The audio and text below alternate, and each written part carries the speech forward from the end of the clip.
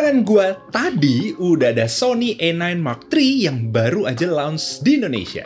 Launchnya unik, seru banget karena tempatnya di GBK Arena. Scene-nya kali ini tanding badminton dan gua juga sempet cobain pukul-pukul koknya, cobain lapangannya bareng Om Tahir dari DOS. Dan scene ini tuh dibuat supaya kita bisa ngerasain gimana rasanya ngeliput situasi beneran di sport event atau event olahraga. Plus, gue juga cobain A9 Mark III-nya bareng lensanya Sony yang baru launch, yaitu 300mm f2.8 G Master. To be honest, gue nyobainnya nggak bisa terlalu lama, karena memory card yang gue bawa itu 64GB, itu full dengan sangat-sangat cepat. Tapi gue punya beberapa impresi yang bisa gue bagiin sama kalian. Yang pertama, ini adalah EF-nya. Gila banget. Gue dulu sering ngeliput event macem-macem, tapi emang nggak pernah ngeliput event olahraga. Ngeliput pakai A9 Mark III ini rasanya effortless banget. Ini kamera yang emang nggak murah, kurang lebih harganya adalah 100 juta, tapi gue berasa yang kerja itu emang kameranya. Guanya sendiri itu tinggal fokus framing dan cari momen yang tepat atau nungguin momen yang tepat, dan sisanya kameranya yang kerja. Dan experience motret kayak gini nggak pernah gue dapetin sebelumnya waktu ngeliput event. IAF trackingnya selama gue pakai itu selalu on point. Nggak pernah hunting dan cepet banget.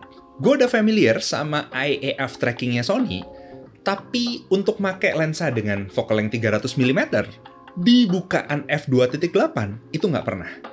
Dan supaya kalian tahu, semakin panjang sebuah lensa dan semakin besar bukaannya, itu untuk bikin fokus yang presisi atau yang on point, itu harusnya susah banget. Dan combo antara A9 Mark III dan 300mm f2.8 ini gila banget.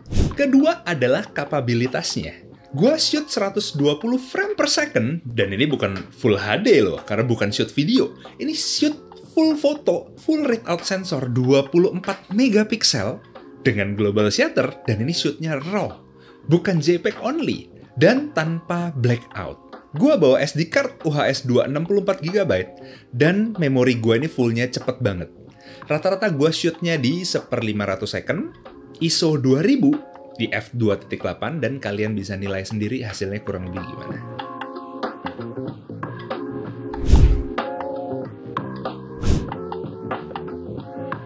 Berikutnya dari sisi buffernya. Biasanya rata-rata kamera yang pernah gua pakai itu kalau misalnya kita burst dan dia udah buffer, itu kameranya nggak bisa dipakai. Tapi A9 Mark III ini beda.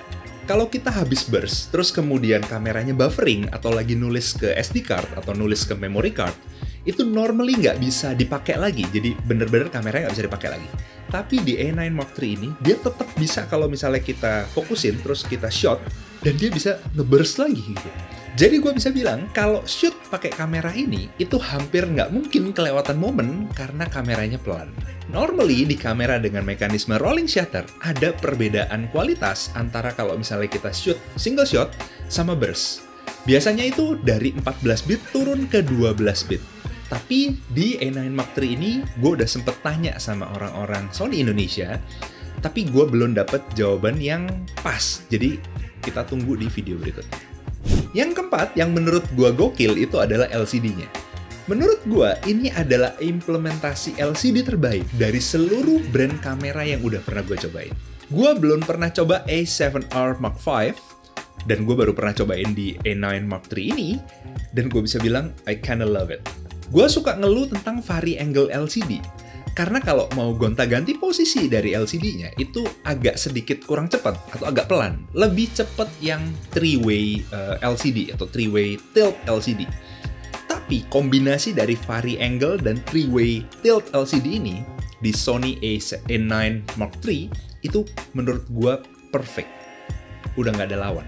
Cepet banget. Sebenarnya masih banyak banget yang bikin gua penasaran dan masih bisa kita bahas dari kamera satu ini. Ini adalah kamera stack sensor dengan global shutter.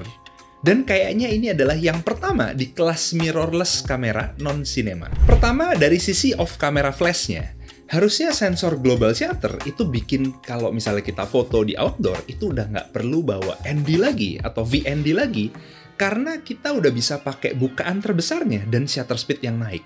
Dan dengan ini pula, kita juga harusnya udah bisa bawa flash yang lebih kecil, kayak Godox AD200, atau jangan-jangan malah TT600 itu udah cukup karena kita nggak perlu shoot dengan HSS-nya. Tapi kompabilitasnya gimana? Ada trade-off-nya nggak? Low light performance-nya gimana? Video performance-nya gimana? Atau jangan-jangan kalian punya pertanyaan yang kalian kalau punya pertanyaan tulis aja di bawah dan gua akan coba untuk jawab kalau misalnya gue udah dapet unitnya. Semoga unitnya bisa sampai ke studio gua, jadi nyobainnya bisa puas buat beberapa scene foto sama video dan bisa juga jawabin pertanyaan kalian. So far gitu aja. Gua Christo Chandra and I'll see you in the next video. Ciao.